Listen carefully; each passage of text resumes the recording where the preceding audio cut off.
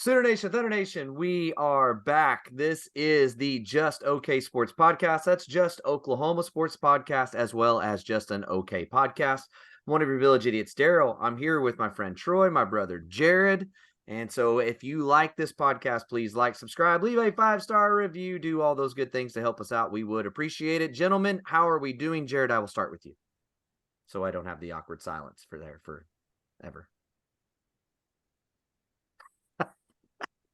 No. Yes. I knew it. Yes. I knew it. You can't say that. You can't put it on a T. Yeah, you can't. That's You know. on you. I know. That's yeah, things are I'm doing good. Things have been busy this week, but yeah, I'm good. It's been a lot of news to keep up with. Like this portal season is wild. yeah. And I know we're gonna talk about it later, but geez, they've got to like how many times have fans like pretty unanimously across every fan base been like, yeah, something needs to happen. Yeah. Regardless. Troy, how are you though, sir? You look handsome today. Thanks, buddy. Just drinking my Shiner holiday cheer. Oh, that's a good one. It is delightful. Yeah. I was actually like, I'm not a beer guy, but that's a beer that I would I don't like Shiner. I don't like Shiner. But that'll work. That'll do, pig. That'll do. How are you, Daryl? Now that I have my wife's car back, life is much better. So we were down a car for like 9 days to one car, trying to bounce everybody to all their different things. So I don't like the bill that came with it, but I'm glad to have 2 cars again. So yeah. Good for you. Yeah. I'm happy for you. I appreciate that. I very much do. So life is all right. And, we just move ahead with the plans that we have. Speaking of plans, we can now make plans for next season because we actually have a schedule that came out for Oklahoma and their adventure into the SEC in 2024. It goes as such. August 31st, the Temple Owls. September 7th, Houston. The 14th of September, Tulane. September 21st, we kick off the SEC schedule with Tennessee. Then we go to Auburn. Then we play Texas, South Carolina, at home. Then we go to Ole Miss. Then we get to play Maine, which that part, can I just say, it's fun now for us to have our bye week added in right there in the middle with a team like that. That's kind of fun. Then we go to Missouri, Bama at home, and then we finish the season at LSU to cap off the season. Troy, I'll start with you. How do you feel about the schedule, my friend? Anything stand out to you? Yes, 2 bye weeks. One before Texas, one before Bama. That's nice. Yeah. That's a very good point. That's a very good point. That is very nice. So we get the first 5 games. Tennessee and Auburn, not easy. No. Actually, let's just say this. Is there any game in the SEC that you're like, mark it down as a win? South Carolina. Already on our schedule for next year. Because I'm going to be violent, Mizzou.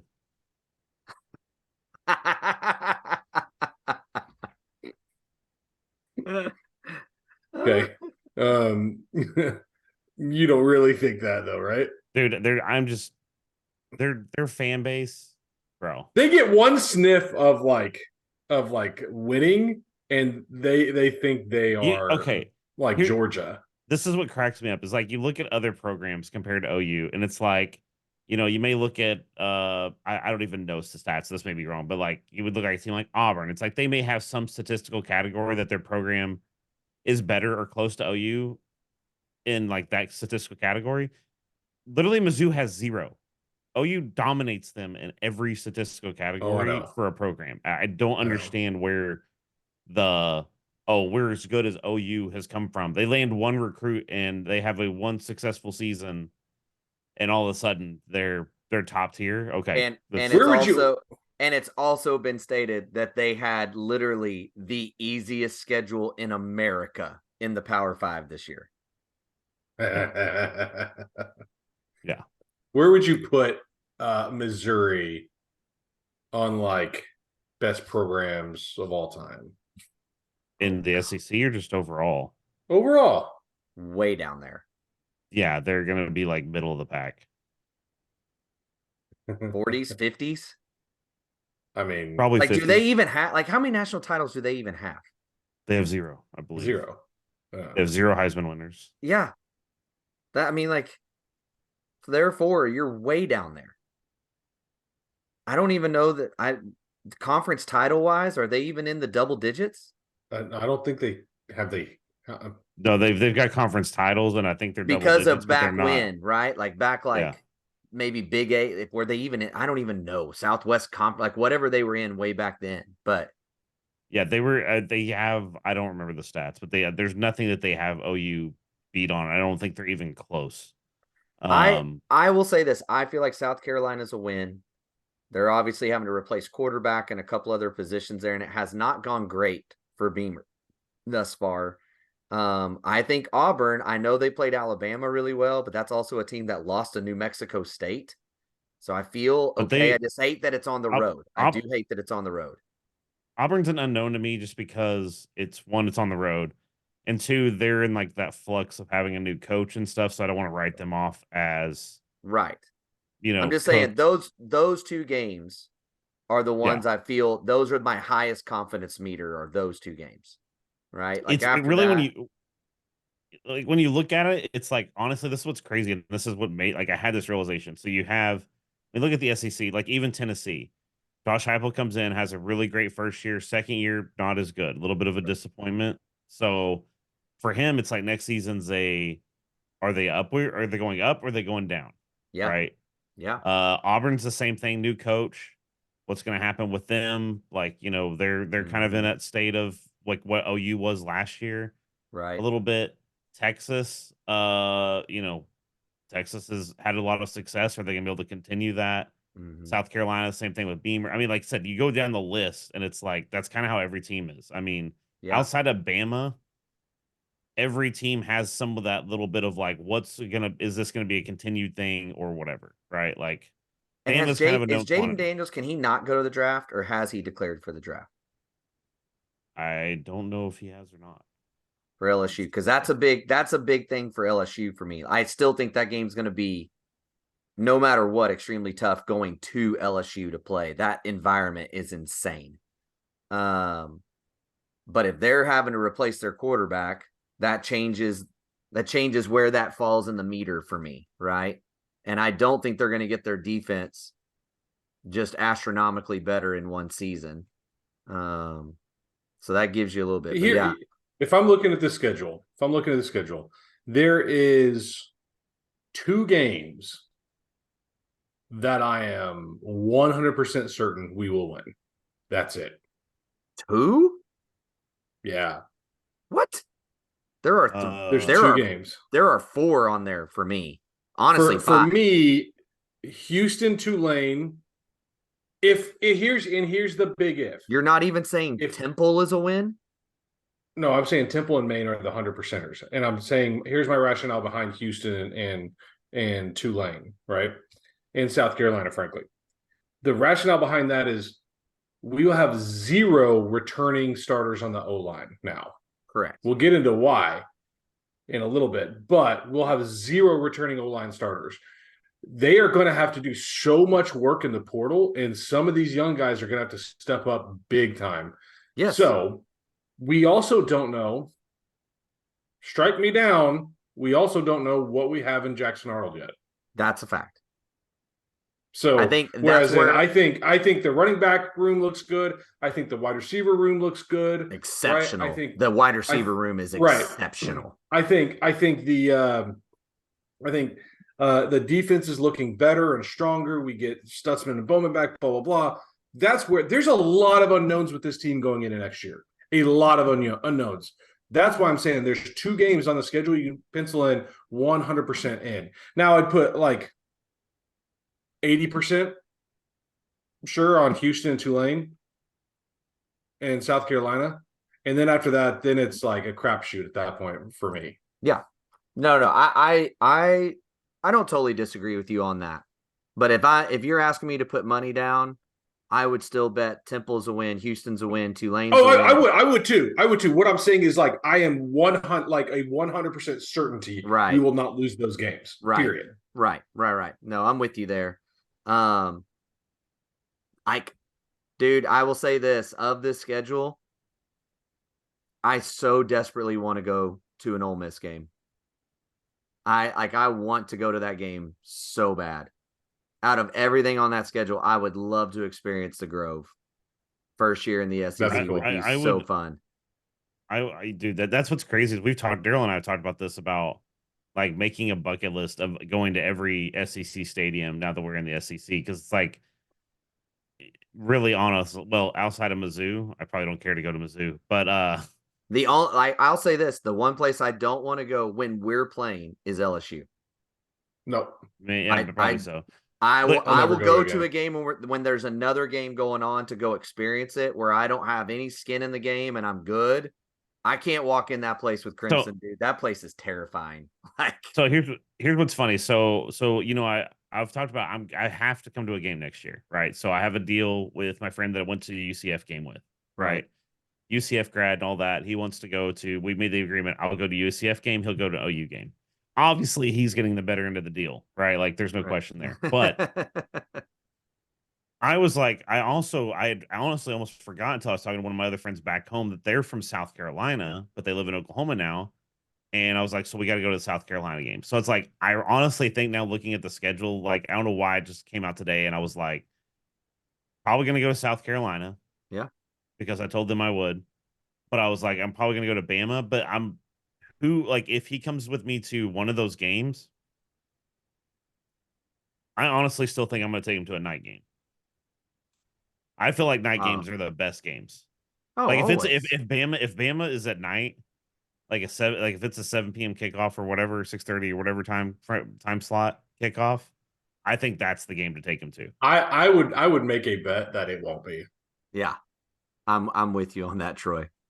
I would make a sizable bet. Honestly, let me dream. Let me dream. Let me dream. But no, awesome. but I do think, like I said, this is the as much as I think all of us were a little bit in agreement that we didn't necessarily want to go to the SEC for some reasons, the quality of competition is much higher, and like every game is worth your money to go to. If you take out our bleeding crimson and cream, this is unbelievable. This is like a college football's dream, like fans' dream. Yeah. Now placing back my Sooner fandom. This sucks. This is what we wish for. This is what we wish for. Yeah. Yeah. It's gonna be a struggle. So speaking of a struggle, one of the reasons, let's start with our bad news, shall we, of OU football right now. And so again, we always go bad, then we try to go good. And that way we can end with a little more positive note. And the bad news obviously is this week that it comes out that Caden Green, who I think we all believed was a foundational piece of this team moving into the SEC, out of nowhere hits the portal. And it is such a shock. Players at the practice field did not even know that he was leaving.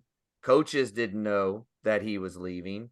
As a matter of fact, I did find it interesting to find out that while it was practice number 1 today, this particular practice was run by several of the assistants, while some of the main coaches were even still out on the road recruiting. Like Brent Venables was not at practice for that. He was still on the road recruiting. And so was Bill Beedenbow, was gone. And that happened. He better be. And that's when all of a sudden this all hits, which is just wild. I mean, part of that makes sense too, because I was going to say earlier when you're talking about the wide receiver room, you've got to keep giving Emmett Jones more power. You got to keep giving him more, because back up the Brinks truck, because that dude is a killer. That dude. Yeah, that dude recruits. There's no doubt. There's no doubt. We need to do something, but here's what I want to say about the Caden Green situation. Okay. I am not going to say anything else. I am such a dark place about this one. Seriously, and that's fine. Yeah, Troy stopped responding to our text after it got brought up. But no joke. But Daryl, you and I, 3 days ago, we're on the phone, and we were like, "Hey, the one dude on our O line that has the most potential since Creed is Caden Green, first round talent. Yeah. And then I called it, like we might have been on the phone together, and I said, "Hey, Caden Green, enter the portal." Oh yeah, we were. You And were you're like bad, and I thought you were totally BSing me. I know. And so I was like, then knock that, because you do that crap all the time. I know. And so that is all I'm going to say about the Caden Green situation, because I'm furious over it. Yeah, I mean, the whole situation is really like like you said, nobody knew. Coaches didn't know. There's some of the stories that came out about how that transpired a little bit, and that's super weird. And like I said, I don't want to go into all the theories as to all. I mean, I think everybody can probably draw their own conclusions as to what happened. Because it was just 5 days ago or 6 days ago, he was welcoming people that were coming from the portal and talking so glowingly of OU, and then now he's in the portal. So I don't know. I mean, this is probably, it sounds like this may sound dumb. Caden Green leaving is probably a bigger hit than if Jackson Arnold had left. Yeah. And that is a little bit of my, like, as the day went on, when the news came out, I got more and more mad listening to the radio on the way home with everybody going, he's an offensive lineman, let him go if he doesn't want to be here, and we'll just find somebody else. Like, who? Like, what about this offensive line's play last year makes you think that there's just a body to insert into this position? And you're going to the best trench league in all of college football. Like, this is a huge loss. I even had, like, somebody even like texted into one of the stations and was like, this isn't going to amount to losses. Okay, let's play this out, shall we? How many games have you watched where a starting offensive lineman goes out and you go, that could be a problem for us the rest of the game? It's a lot. That's how many. You don't lose starting offensive linemen and go, everything's just going to go smoothly from here on out. And especially when they're first round talents like Caden Green is. Like, that just does not happen. I will say, like, Jared's trying to be all like, look, you can go listen to Oklahoma Breakdown by Gabe and Teddy. And I think that based on everyone's reaction in the industry, all the insiders, right? This is a money deal, period. Like, this isn't a I miss home. This isn't a we had a misunderstanding with the staff. Nothing. This is a bribery, tampering, whatever you want to call it, period. And look, all I'll say is the dad's socials got deleted. Right. Well, yeah, he shut down his social media as soon as this all went up, which you got to believe that part of that is because probably the DMs are filled with the tampering information, right? So you just wax the whole account out and let's just move on. Can we just talk about, because we've said this before, so like, I don't want people to be like, oh, they're saying this because they got screwed by it.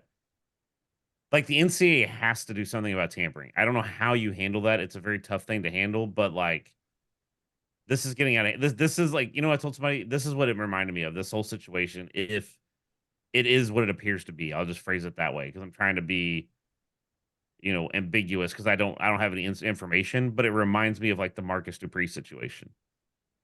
It feels it, and again, I don't know. So look, I want to come back to something you said, Jared, so don't let me remember. But yes, look, I don't know Caden Green personally. None of us have had a chance to interview him or contact him like we have some other players. But I don't know if this is mom and dad shoving this down his throat. That's what it feels like to me. But it could also be the kid just wants the money, and I don't know which one it is. Sure. Okay? Mm-hmm. I am not sure which one it is. Maybe they are all in on it. I don't know. But according, again, to people who are like Parker Thune today is like, I know this family. I've sat in their living room. He grew up an OU fan. He was born in Oklahoma. This was the school he wanted to go to. And now it's just all over. Like, that's weird. Now, here's my problem, Jared. Like, you can't stop tampering if you won't even deal with the issue right from the get-go that the NCAA rules already state. And the NCAA rules already state you cannot entice players to join your school through NIL. That's what it says. It is not a pay for play. It's a name. It is a name, image, and likeness agreement. And we all know that OU and everybody else is enticing kids to come to their school. There is no NIL. This is straight up pay for play. And if the NCAA would have just done their job from the freaking get-go and actually seen, because we all know and everybody's talking about it publicly, then guess what? You can't tamper to begin with, because they're actually cracking down on their own rule. And this is where the NCAA is an absolute failure. It's a failure. And I do applaud the NCAA. I'll say this. At least they made the transfer portal only open at certain periods. But free agency at all places and all time, like even the NFL can't operate that way.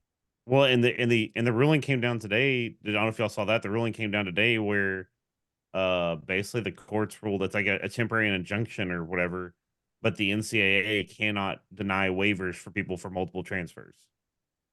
Right. So anybody that right now has a pending multiple transfer waiver has to be granted until this is resolved, and it sounds like it's probably going to go that way permanently.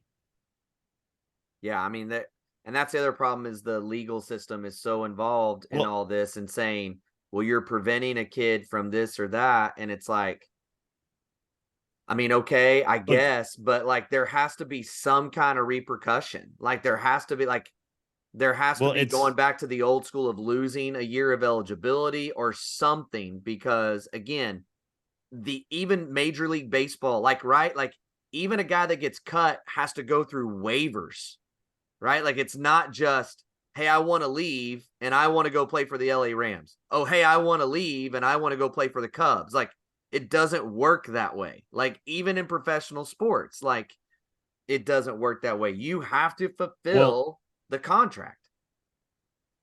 Yeah, and the other thing is, like, even, we've gotten to a weird point with the whole NIL thing, because and this is where, like, you kind of highlighted, the NCAA's painted themselves in a corner because they've tried to make NIL a separate entity from scholarship and playing at a school, right? But the problem with that now is like you said, a school can't use NIL to entice somebody, but since NIL also has to be separate, well, who's going to stop Jim Bob over there from telling them, hey, I would drop $100,000 on you if you came to play at OU? Just saying. Right. So that's a whole thing. It's a whole tangled mess right now. And even Danny highlighted, he said, this is a weird time to be alive, because we're going to talk about him in a little bit, but I don't know if y'all listened to the podcast on the Prairie where he basically said, like, a lot of guys leave because they know, he goes, they could be a baller at OU, but they can go in the portal and they're going to get offered more money. And he said, and he goes, and just because you play at a school like OU, you're probably going to get offered more money because you went to a school like OU and you're playing at a program like OU. So you can go to somebody like, a Mizzou, a lower tier program, and they're going to throw the bag at you. Did you see what was that? The O lineman's from England commit, the 3-star we had. Did you see his tweet? Yeah, that was a chef's kiss, buddy. And look, man, like and I love what that kid said, but I get both sides of it, right? Like, I mean, I do. Like, I get, like, if a school truly offered a kid $100,000 more a year, I mean, that's $100,000 more a year. Like, I get it. Even if it's $50,000 more a year, it's 50. But like, you have to be able to see both ends of the process, right? Like, and again, I don't know. I'm still going to assume that Mizzou is the one that's working this stuff with Caden Green, because even if you track the social media, it's been almost all Mizzou guys, offensive linemen and otherwise, going at Caden Green. I know he's a Kansas City kid and all that stuff. They have not put a first, second, or third round lineman in the league in like 12 years. Like, okay, great. You're making an extra $100,000 right now. But if they don't put you in the top 3 rounds, then your percentage of being kept on a roster plummets. after the third round. It plummets. And now what? Now you go to the league and you don't stick because you haven't been developed well and you haven't been coached well and you don't have a place that has great connections and all the different things. Like, you have to be able to see both end of, okay, we're giving up 100,000 now, but are we at a place that has a track record or a coach that has a track record of developing you to the point of X, right? And that, I just don't understand how people can't see both and hedge a little bit on some of this stuff and see the other. And look, I'm about to criticize him in a minute, but Bill Bedenbaugh has developed NFL talent year after year after year. Dude, the picture of somebody posted a picture and it was like the caption was Bill Bedenbaugh can't coach or something like that, and it was him with all of his NFL talent standing around him, and looks like a freaking high school senior class. Like it's a ton of people. Not to mention, OU also can bolster itself in that, not just Bill Bedenbaugh. I mean, you can go all the way back to Davin Joseph and so forth. Like, they have turned out Lane Johnson talent. Yes, was a pre-Bedenbaugh guy. Like, they know what Trent they're Williams. doing. Yes, I mean, it's crazy. Now, let's switch this, because the other guy taking massive heat was not just Caden Green, his family.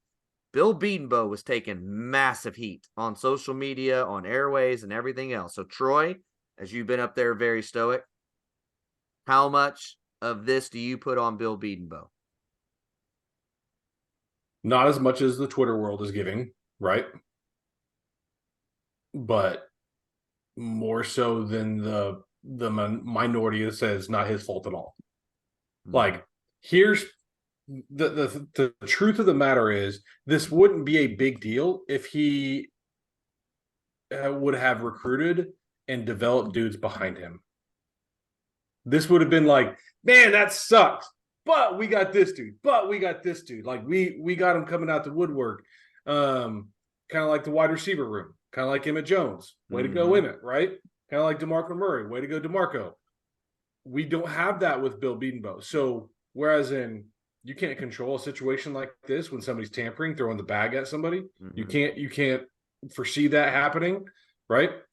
And you do everything you can to stop it. At the same time, man, you haven't developed and gotten ready the dudes behind you, and you haven't recruited necessarily at as high of a level as we've talked about. And Daryl, you've been singing this tune for the last couple of years on Bill, and so I'm in the middle. And I know it's like a very political answer, but I'm in the middle where, like, no, it's not a fireable offense, but it's like, hopefully this is a wake up call to you, BB, where you can realize you got to get out and recruit your ass off more. Oh, my bad.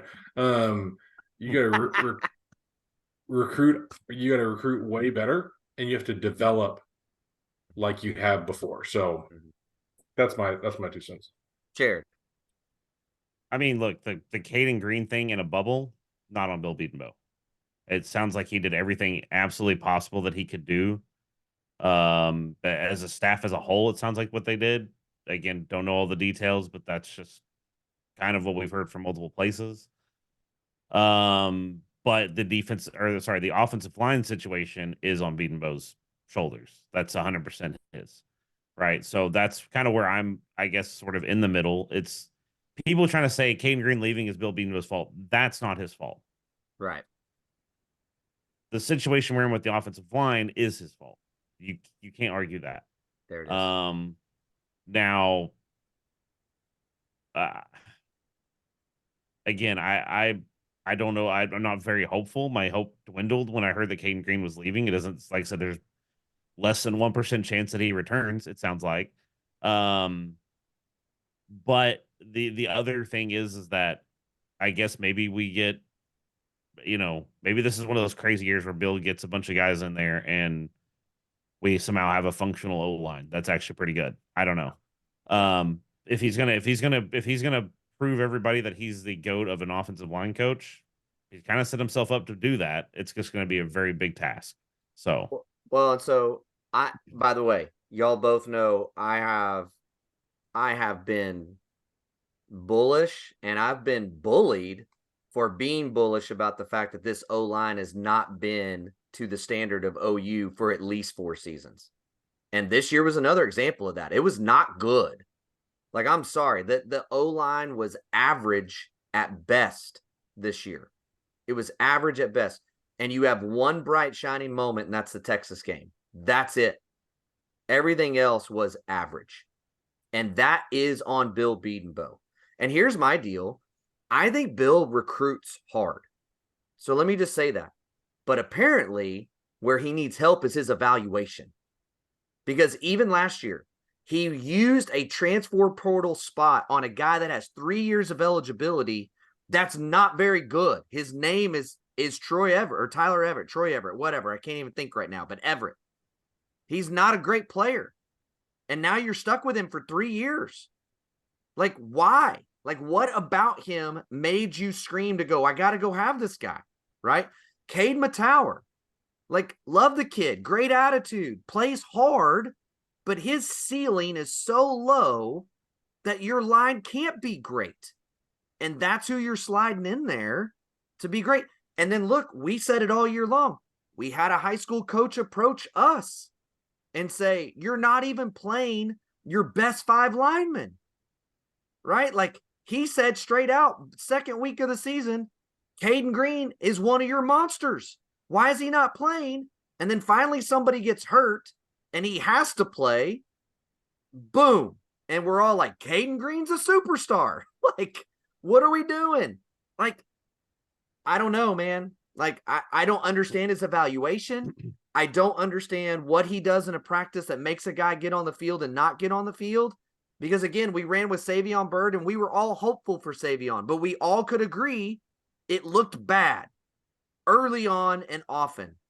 Like, that's the part that I don't understand with Bill. Now, look, you can't argue with Tyler Guyton's about to be another first-round pick. You can't argue that Wanye Morris and Creed Humphrey. I mean, the list goes on and on and on of guys he has in the NFL. But apparently his valuations are not awesome because he never has a unit. He has 1 or 2 guys that are not bad, and the rest, it's okay. Like, here's a theory, and this is copium. I already know, right? So get ready to throw whatever you want at me. I think that when Bill finds a guy that wants to be there, that truly wants to be at OU and wants to play football and just has that attitude, I think he can develop the crap out of him.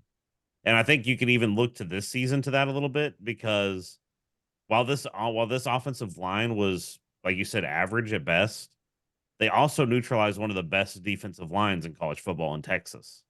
Yep. So there's something there, right? I don't know what that is. I know it's a rivalry game. You can chalk it up to that. But it's like when you also look at some of those guys that he's put in the league, some of them weren't super high. They weren't 5 stars, right? Some of them weren't even 4 stars. Orlando Brown was a 3-star. Right.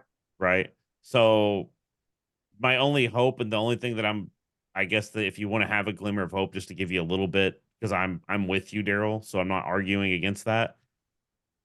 Hopefully the guys that he has in the locker room now are guys that are bring your lunch pail type guys and will get to work and want to play football and don't care that they were, that they want to prove that they weren't a 3-star or whatever. So we'll see. But yeah, it's definitely not a great situation. And I think the people saying that Hayden Green leaving is completely Bill Bedenbaugh's fault just don't have an understanding of how NIL and transfer portal works, in my opinion. Yeah, the Caden Green situation is not his fault. Right. The behind it is his fault. Yeah, the O-line situation is yes. Right. Because look, without him there, I think that without Caden Green, I think that literally adds potentially 2 to 3 losses for this team. Is it his fault with all the like Guyton going, Rain going, like we're not going to have any starters from the whole season in the bowl game? I mean, is that Bill's fault? No, I mean, Guyton, dude, Mel Kiper had him 15 the other day.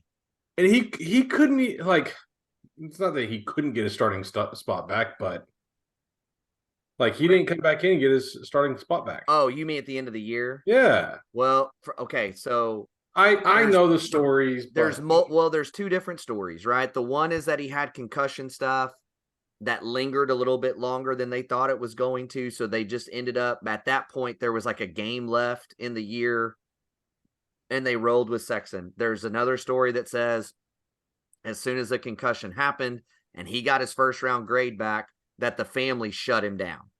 Now, I don't know which one it is, but either way, Guyton definitely could have started and he could have played. I just don't know if it was health or family that pushed him out. But I mean, when you're getting a grade as high as 15th overall in the draft, you got to go. And I have no fault of anybody for that. Rame, I mean, look, man, like at this point, you want Rame back just because he's better than what you have currently, at least based on what we've seen. That's the case. But look, Jared and I have not been glowing on our reviews of Rame. I think for Rame, just from what it's appeared, I don't want to speak. We have no inside information. Let's preface that. We're never going to have a pay site. We are not journalists or insiders. We do not have a paywall. Like, yeah, all the stuff. Maybe next week. But either way, the thing with like Rame is I think he just got uninterested in college football, like playing college football. I don't think it was even an OU thing. I don't think it was he didn't like Bill Bedenbaugh. I just think he lost that desire. I wish him the best in the NFL. Maybe getting paid to play football at a higher amount will help him. I think he has some really good tools, but it's just going to be his effort level. And I think for him going to the NFL draft just makes sense too. And look, he graduated, it's fine. Wanye is a great example of this. If you just watch Wanye's tape from last year, there's tools there, but there's nothing about him that you go, he's going to stick on an NFL roster, but he has.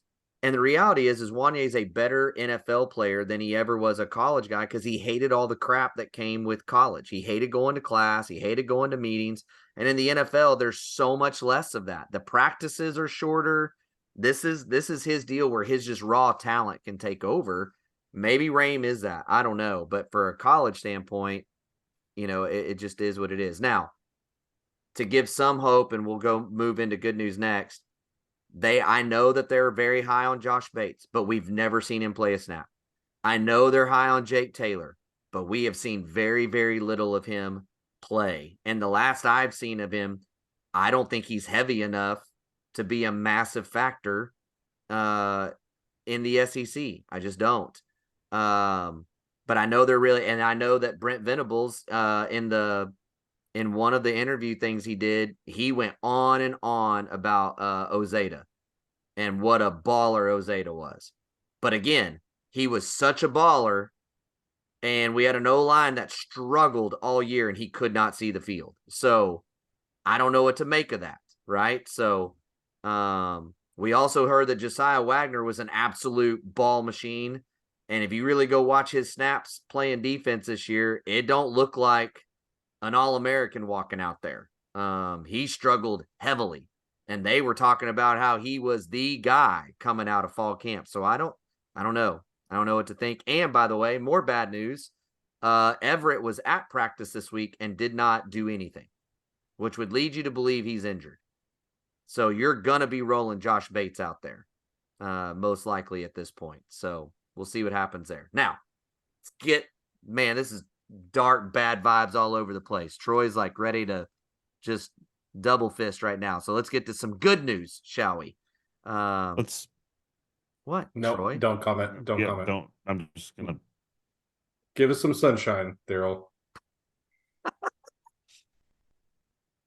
Did he just Brent Venables us? Am I Danny Stetson right now? Yes. Let's move on. So minor good news. Rouse is going to play in the bowl game. Cade Matower is going to play in the bowl game, and Sexton will be playing in the bowl game. So at least you have three guys that do have starter snaps playing in the bowl game.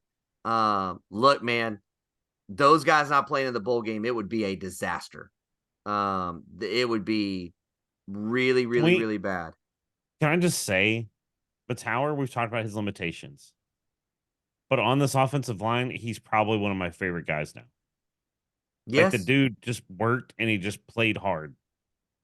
He Well, just we was said that physical. all year. His mentality, the I mean, but leadership that's what he's I'm saying. brought. But again, like going into the bowl game, it's easily he could say, I'm done.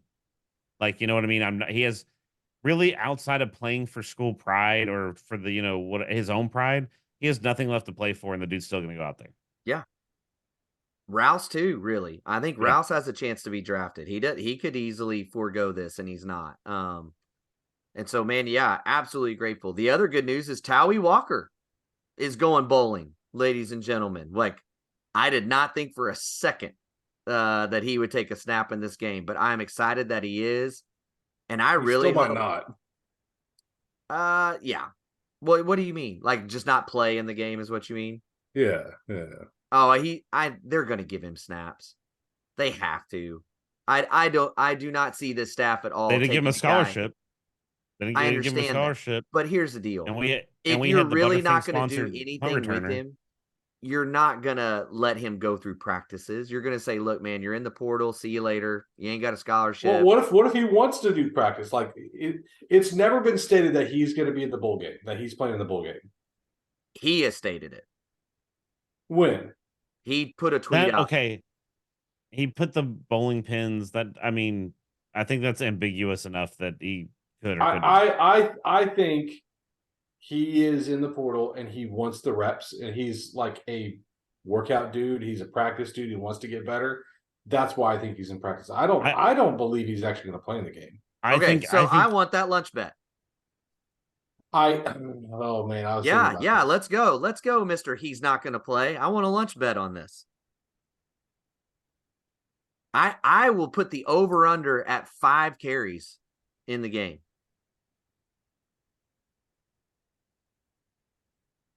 Make it 6 and you go to bet. I'll take it. All right, bet.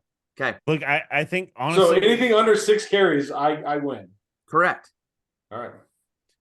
So to 6, 6. You already agree. Yeah, on it. Troy. I mean, look, I think for OU and for Towie, it makes sense for him to get some reps in the game. Mm-hmm. Because one, it helps him improve his stock, or hopefully improve his stock, and it shows that OU isn't so petty that they're going to say, "Yeah, just go ahead and sit over there." The dude helped OU win games. Yep. I honestly think it's a travesty he didn't get put on a scholarship. Even if we knew he was going to transfer, put the dude on scholarship. The SMU game, pretty much he carried the team. Yes. To a win. And like I said, there's other guys on this team. I hate to, like I said, I hate to keep bashing him because I don't dislike the kid, but Gavin Freeman's on scholarship and Towie Walker isn't.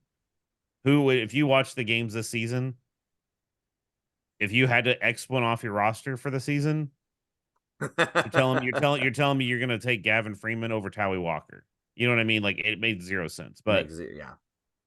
Anyway, I do think he probably plays if he hasn't found a landing spot by then. 100%. Now I get the bet that he actually plays, but he get like 5 carries. I really don't think he goes above 5 carries. Oh, all day. Mm-hmm. All day. I believe that. Now, there's also more additions to the team as well. We got one of the higher rated wide receivers in the portal in Deion Burks from Purdue. Got an offensive lineman from Michigan State. The highest rated receiver in the portal. Well, not by every site. Not by 247 had him as like 3rd or 4th, I think. Okay, well, whatever. Composite. You know how that goes. Every site's got their, but either way, the dude's he's a baller. I mean, don't get me wrong. Watch his highlight reel. The dude can freaking play. Yeah, he can play. Offensive line, Spencer Brown from Michigan State. And then today, OU lands running back and Division II, I think it was, right? Division II Heisman runner-up, Samuel Franklin in the portal as well, commits to OU. How you guys feeling about the ads? Troy, I'll start with you. Yay. I mean, like here's the thing. We go through this now a couple years. I'm like, I don't care until I see them on the field. Yeah. I'm like, yay, we need that. That plugs a hole, gives us depth. Cool. I need to see it before I get excited on in the transfer portal. McCullough's like about the only one that I got super excited about. You were really hyped about McCullough. I am still hyped about McCullough, frankly. Which, by the way, he was on. Troy, if you haven't seen the podcast on the Prairie, definitely go check it out. He was on there this week.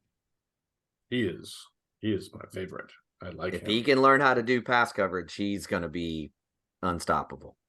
Yeah, Yes. the Slim Reaper. Yeah, look, what's funny about this is when I look at it, I don't say I'm not excited about these guys. Obviously, Spencer Brown is a huge addition now. Yes. He was going to be anyway, but he's even bigger now. But it's kind of funny to me getting Deion Brooks. I'm not mad about, but wide receiver room was not a position of need, in my opinion, and running back probably wasn't either. I mean, to me, it feels like I feel like this is like getting Samuel Franklin tells me that there's a good chance that like maybe Javonte Barnes or somebody like that's going to hit the portal soon too. Just because it's like it's gonna be crowded in that room, really, when you think about it. Yeah. So, but yeah, I mean, I guess I don't hate it, but like again, not to go back to the negative, but it's like now you need more offensive linemen, you need more D linemen, you need trenches bad. Yeah. You need safeties. I mean, that's a position no one's talking about at all. I feel like even with Bowman coming back, you have 3 dudes. You got 3 dudes back there. That's it. After that, RSJ, Bowen, and Bowman. Yeah. Then what? Yeah, I mean, like cool. What do you got after that? So, look, man, Burks is a baller. I think Franklin's a baller. I just don't understand. I'm with you. Like the wide receiver room is so deep look, here's what cracks me up. We get Burks and everybody's just going nuts. And I got hammered in the Discord for this too. I'm like, but why? All y'all did was gripe and complain week after week. Why isn't Gibson getting more snaps? Why isn't Thompson getting more snaps? Why isn't Petaway getting more snaps? Now y'all want to bring a transfer portal guy in, and guess what? Those 3 guys that y'all screamed for all year long just lost snaps. All of them did. Well, and we're not even talking about Andrew Anthony's going to come back. Exactly. like those guys didn't really they started getting snaps until Andrew Anthony went down. They had nobody else to turn to. Andrew Anthony will be starting next year. Yeah. I mean, granted, he might miss a few games because of his ACL. He might miss the first couple games, right? But he's coming back. I don't know. I mean, I don't know if he'd miss the first couple games. I mean, he's been out since Texas. I mean, I know ACLs is a long rehab, but I mean it's usually 10 months to a year still. It's still kind of the average, right? So that would put him, end of September. Yeah, I mean that's the question with him will be did he lose a step with ACL? Like how much? Or I mean, you pretty much know he's going to have lost a step, but how much of one did he lose? Right. Again, I'm happy about all Spencer Brown. I think is a huge get. Okay, I think he's got a long way to go, but he's played Big Ten football. He's been a starter. He's played well. We need it. Again, my thing is when you're looking at your roster right now, to me, it is still when you're going to the SEC, it's the O-line, especially number one, safety and D-line. That with every one of these guys, that is a scholarship and that is NIL money gone off the table with all 3 of them. And look, Burks is probably better than Thompson right now. I think not maybe. He is, right? He's done more than Petaway. But those rooms are so deep and you have a huge wide receiver class coming in that you don't know what you have in those guys. It just doesn't make any sense. Why did we waste time and resources to get that guy, right? The running back room, you have Sawchuk coming back. As of right now, Barnes is coming back. Now, Barnes jumps. That's a different thing. You have Hicks coming back, and then you have Xavier Robinson and the number 1 running back in the country coming. That's 5 scholarship running backs. And now you add Franklin. That's 6. What are you going to do with all these guys? What are we doing? Competitive depth. That's what BV will say. 5 is pretty competitive depth at running back. That's and by the way, we also still need freaking tight ends. And you lost out on one of the best tight ends in the portal. I'm not trying to suggest that the staff's not doing anything in these positions. I'm just saying we have an NIL collective that only has so much money. And with every guy that you accept some of that money's going away, right? And like, look, I would say probably one of the number one best guys in the portal right now is this Basantis kid from Texas A&M. He is on every list. He's number 1 or number 2 lineman in the portal. He started every game as a true freshman for A&M this year. Like, you should be camped out in that kid's front yard right now. Like, doing everything you can to get him. Like, and we've just given up resources and money to go get these guys. Like, that's where I'm frustrated with the process, right? Like, is that. So we'll see. Now, maybe Norman could raise like a penny tax. Norman, I think, would be the last place to vote in a penny tax at this point. But now the wins, the big wins, let's end on a really positive note. Billy Bowman, Billy, and Danny Stutzman are both returning to OU. Troy, I'll start with you. Oh, go ahead. Yes, Jared. Sorry. No, go right ahead. No. I was one of the few people that was like, until Danny announces, I'm not buying it. Yeah. I was one of the few people on that stance. Yeah. So Troy, go ahead. Sorry. No. You got it. Like, go for it. You got this. Oh. I can't. My bad. I've already offended Troy. So Oh no! By the way, this is not me being offended. You already started, so like you keep going, big man. Look, Billy. I mean, Billy coming back is a huge get. I mean, to be honest with you, if Billy comes back and has this as a similar season even to what he had this year, and he's on the Thorpe list, like, what are we talking about? Right. You know what I mean? Like, that would be pathetic, especially being in the SEC. And then Danny's return video with the Boz. And then did you see his Instagram post today where he said a Corvette because I see no challengers? And I was like, bro, like, the dude is like, it's amazing. And also, again, shout out to the podcast on the Prairie. Danny and Jaron and Jeremiah, all those guys, they're welcome to come on the pod anytime they want to come hang out with us, you know. Which, by the way, Braden Willis is supposed to. We'll see when the NFL season's over. We'll see what happens, but it's out there.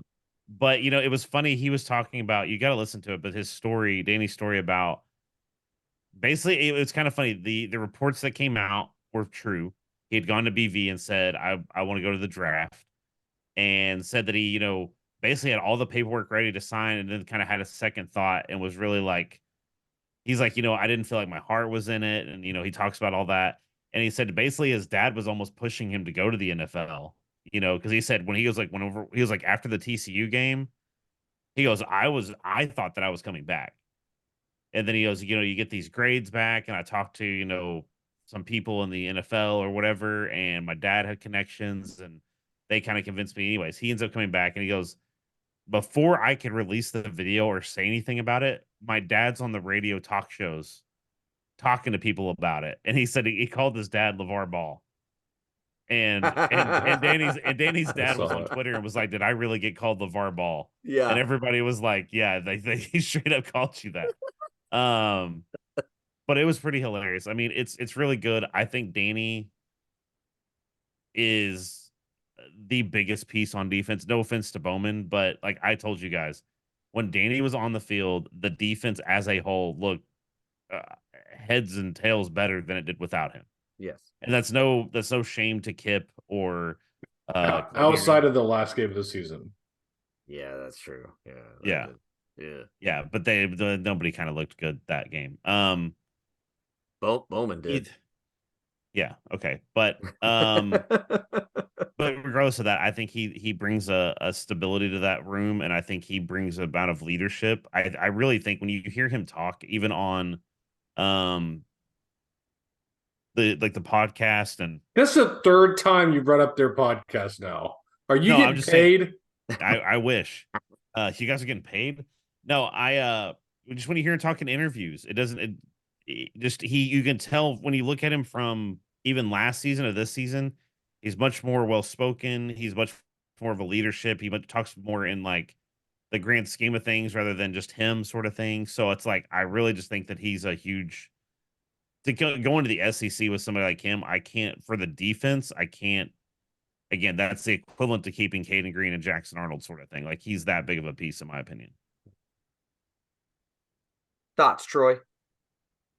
This is huge. This is huge. Like, this is massive. Going into SEC play next year, having these two leaders, two dudes that we all believe should have been on the Thorpe list, on the Butkus list, right? Like, honestly, they're two of the best at their positions in the entire country. Yeah. So this is absolutely massive. Not only that, not only are they really good, and I feel like they have the talent to jump now if they wanted to. Yeah. But they want to get better at their craft. They want to get better, and they want to put the jersey on again. Yeah. Those are the type of dudes we want. We don't Yes. care about the Caden Greens right now. We want the BVs. We want the Stutzmans. We want the Billy Bowmans that care and are passionate about OU football and want to play football here. Yeah. We don't care about the people that want the bag. Get out of here. We want the people that want to put on that jersey and line up and knock the crap out of them, win championships for OU. Give me those people. I will also take the very highly talented people that will still take what OU's bag is. I will take fine. those. I want some freaking passion and loyalty here. Like, that's why I was so pissed about Lincoln. That's why I'm pissed about Caden. Yeah. Like, I want some effing loyalty at this point. Yeah. Oh, by the way, sorry, go ahead, Jared. Oh, I was just gonna hear y'all hear there's a lot of rumors spinning up about Lincoln. What is there not rumors about Lincoln? Yeah. Supposedly Bill Belichick's out after this season. And that's the rumor is that the Patriots may try to snipe. It's every team that has a coach flux. He's going to the NFL. He's going to the NFL. He's going to the NFL. And he is at some point, just not now. Here's the thing. Did you see the Billy Bowman quote in the post practice? Did either of y'all see that? Probably, but you're gonna have to remind me. So he basically said they were asking about his decision. He goes, I knew pretty well that I was coming back. He goes, look, so many people are in such a hurry to get somewhere instead of enjoying what you have. And he goes, I enjoy what I have.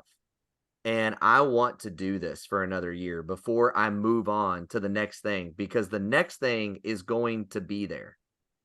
And so I want to enjoy this now. And actually, Steve Stutzman came back on the radio after the decision to come back and kind of said the same thing, that the more he pushed Danny to go, the more Danny kept talking about his college experience.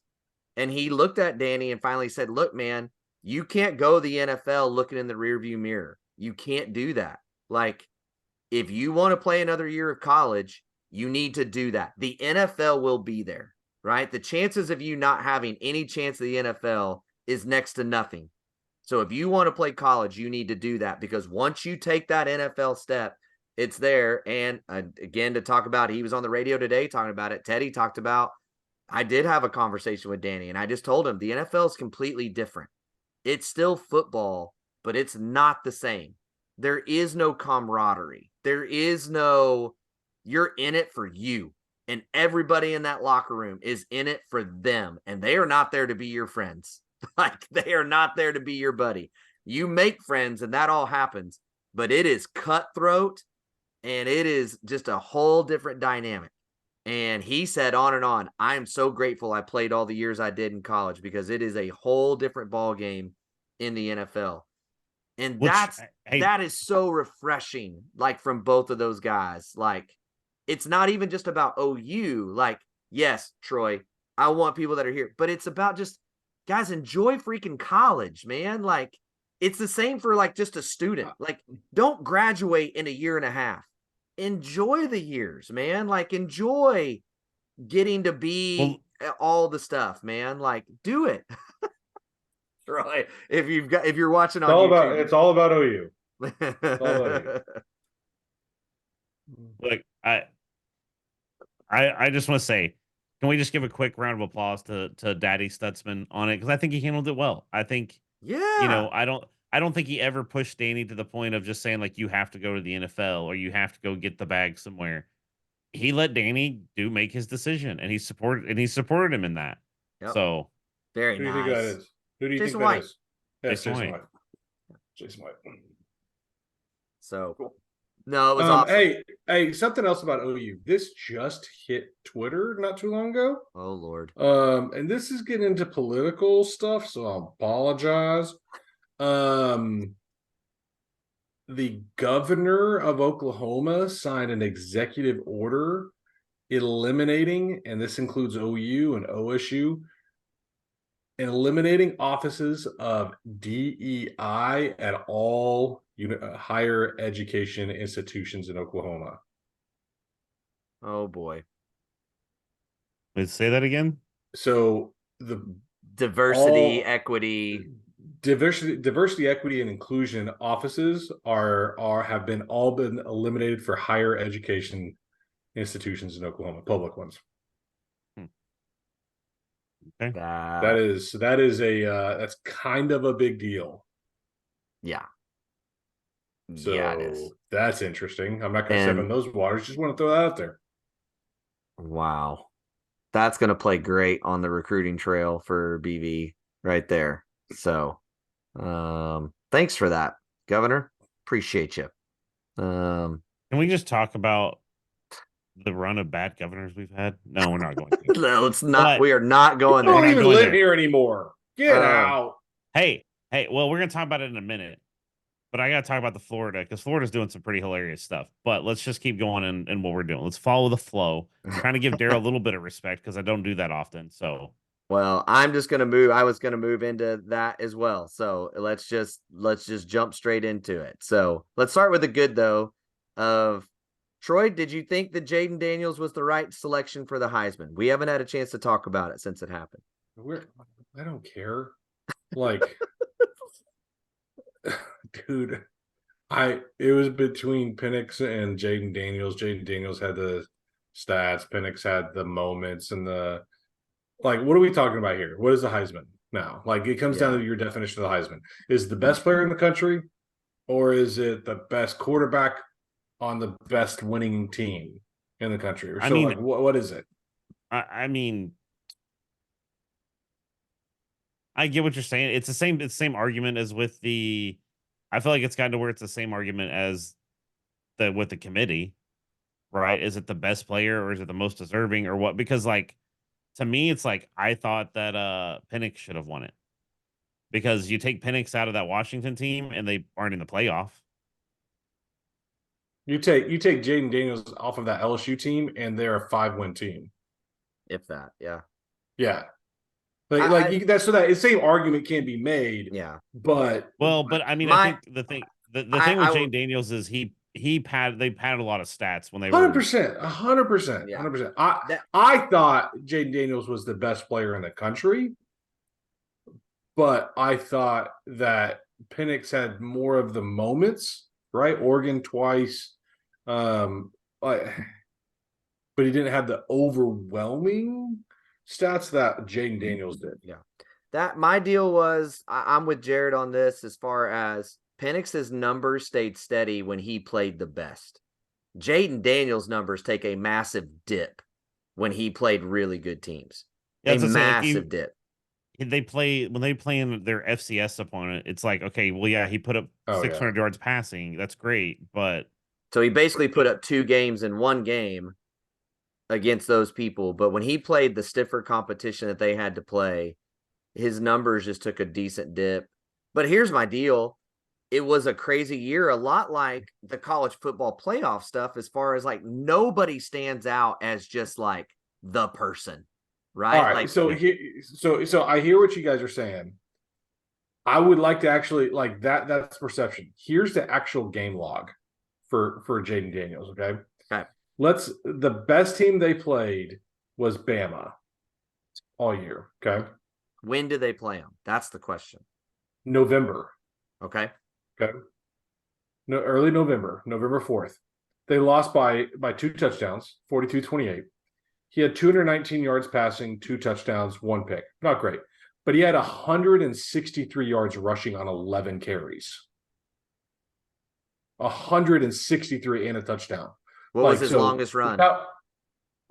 Hold on. 40 in that game. Okay. So he reeled off a lot. So here's the other. Ole Miss. They lost to Ole Miss, right, by 6 points. In that game, he had 414 passing, 4 touchdowns, and 100 yards rushing. And then against Florida State, the first game of the year, where they lost by 21, he had 346, 1 touchdown, 1 pick, and 64 yards rushing. So he didn't get rolling until right after that. Then, dude, against Florida, he had 230 yards rushing, right? And I know Florida is not what it was. They're terrible. But still, but like, geez, Louise, against A&M, he rocked A&M. Auburn, he crushed Auburn. Missouri, he crushed Missouri. Like, I mean, and Missouri's not that's my point though. I mean, let me say this, Troy, if Dylan Gabriel threw for 300 and something with a touchdown, a pick, would you say it was a really good game, or would you go, eh? Anytime a quarterback throws for 300 plus, I think it's a good game. Not a really good game. I think it's a good game. Okay. Even with the touchdown to interception ratio. Yeah, because it all comes down to because Dylan's done that this year, and he sometimes had 2 rushing touchdowns along with it. So what else happened with the game? Right. That's what I'm saying. It's not just passing with quarterbacks anymore. You got to look at the whole thing. Dude, Jaden Daniels had 1,100 yards rushing this year. Yeah. And he was 3rd in the country in passing yards. That's wild. That part I mean, wild. I agree. I guess the reason I also want to go with Penix is I think honestly the Pac-12 was a better conference, or he played a tougher Pac-12 schedule than LSU played an SEC schedule. I'll say it that way. And he also had better receivers. I don't disagree with you. I mean, that's the thing. Again, there was just nobody. I mean, crap, man. If you go by stats, Bo Nix, dude, as much as I'm not a big Bo Nix fan guy, his completion percentage, it's all up there. But so okay, then let's look at Penix, right? They played Oregon State, won by 2 points. He only had 162 yards passing in that game. Wow. Then you look at Washington State. They won by 3 points late in the year. He had 200 yards passing and a touchdown, and 2 touchdowns and 1 pick. Jaden Daniels had 40 touchdowns passing and 4 interceptions. Penix had 33 and 9. You're talking about 2 of the better teams in the country compared to Florida. Washington State and Oregon State beat Florida, hands down. Is Arizona okay? Let me ask you this: is Arizona State good? They were weird. They were 3 and 9.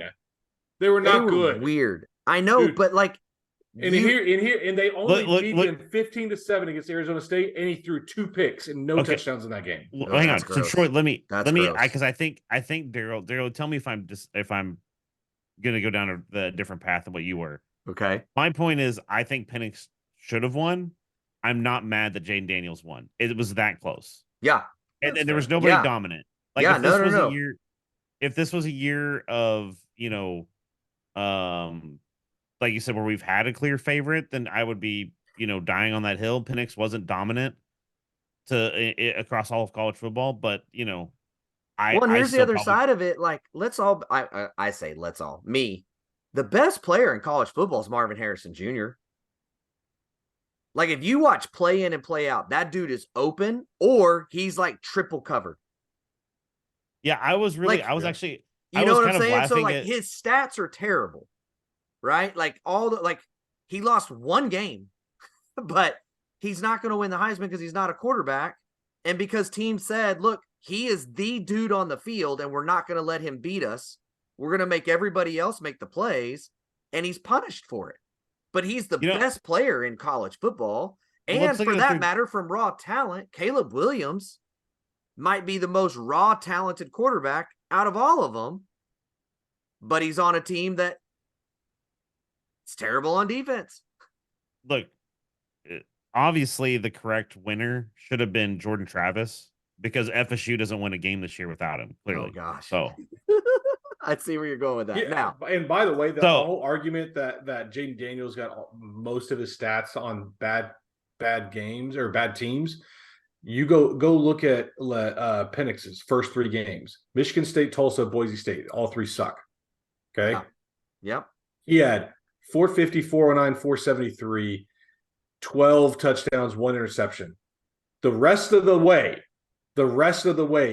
he had 21 touchdowns and 8 interceptions. Yeah, that's true. I mean, I think the biggest thing is it's like we're talking about with Marvis and Harrison, just to touch on that again. Because that's how people like, well, he's not. People were trying to make an argument that he's not the best receiver in college football right now because his stats aren't as good as a couple other guys. And I'm like, Marvis Harrison Jr. is literally like the entire defense for a team revolves around him. Yeah. That's how good he is. Right. And that's the Like- problem, right? Is because, like Troy's saying, the problem is they have done a terrible job. I say that. People have tried to rearrange what we all know the Heisman is supposed to be. The Heisman is supposed to go to the person who's had the most exceptional season of anybody, right? Like that's what like when it says the best player in college football, like, look, I believe that Marvin Harrison is the best player from a talent standpoint. Right. And from an impact standpoint, he didn't have the greatest year, right? Like, so I don't believe for a second he should have won it, right? Jaden Daniels' numbers and all that stuff. But then again, then people start going down, well, the most valuable and the most, and it's like, my God. People, we just like Ndamukong Suh was the best player in college football the year that he didn't win it.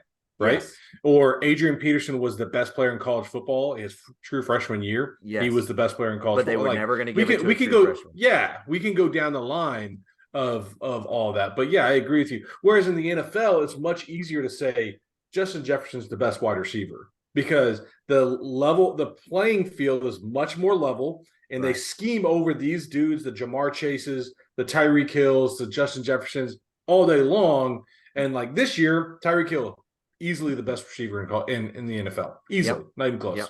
Not close. Honestly, Tyreek should be MVP conversation. I completely agree. 100%. It is a travesty that he is not part of the MVP discussion. And that's the other problem is all these awards have gone just to the quarterback. Like they only want to make it quarterback, and we have to stop that. Like we have to. Like look. You need to recognize a guy that does stuff like Tyreek's doing in the NFL right now. But look, we're going to go way down a road. So like we'll come back to all these conversations on NFL at some other point. Can I lead this one since I'm from Florida now? Yes, of course you may. Florida, the state of Florida, the Florida Attorney General is filing a lawsuit against the College Football Playoff Committee. Like that's all they're doing. I should say they're launching an investigation, and it's kind of hilarious. And it's like I'm still hot about that. I'm not a Florida State guy. I don't really care. You know what I mean? I don't love or hate Florida State. The fans were really, really nice at the bowl game. At the end of the day, they just got jobbed. Can we just still a week after? What is it? A week and a half after? I'm gonna. All right. I agree with you. They deserved it. I agree with you that they deserved it. But I heart of hearts, they would have gotten run ruled. Troy. They would have gotten run ruled in the playoffs. So let me ask this question. Okay. And this season that we just had. And let's just say that OU's undefeated. And Dylan Gabriel goes down. The offense looks absolutely anemic, but they squeeze by their last 3 games. And then Jackson Arnold gets hurt before the conference championship game, and you beat a Texas team with freaking Booty playing quarterback. You're telling me would stay the same. We would get run ruled. We would deserve to be that's not my question. But we would get run ruled. But my question is, you would be okay with the committee saying you shouldn't be in the playoff? No, that's why I'm saying, like, no. Like, I agree with y'all. They were the most deserving to get in. I also agree with the committee saying they would get beaten bad in the playoff. Okay, but hang on. Who's the best team in the country? Michigan. No. Okay, if I'm going to say best team in the country, I'm still saying Georgia. Okay, then why are they not in? Exactly. The committee completely screwed up. Yeah, completely screwed up. That's why it's hilarious to me, because the committee has the two. Is it the most deserving or is it the best team?